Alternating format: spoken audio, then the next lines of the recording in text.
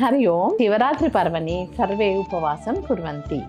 अस्मिन् अवसरे भगवदार्पणाय नैवेद्यं निर्माणं शक्ति आरोग्यं च प्रदातम्। शुष्कफलरसनिर्माणं कथं करणीयमिति पश्यामः।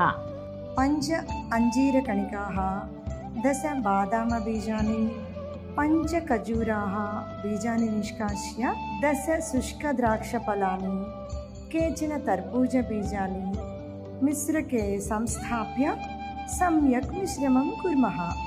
पुनः एकचषकपरिमितं क्षीरमपि संस्थाप्य पुनः मिश्रणं कुर्मः। अधुना नूतनफलरसं निर्माणम् अभवत्। अस्मिन् फलरसे चमसद्वयं मधुम् अपि योजयित्वा ये जनाः उपवासं कुर्वन्ति ते पिबन्ति चेत् नीरसं गत्वा नूतनं शक्तिं प्राप्नुवन्ति। सर्वेभ्यः शिवरात्रि शुभाशयाः।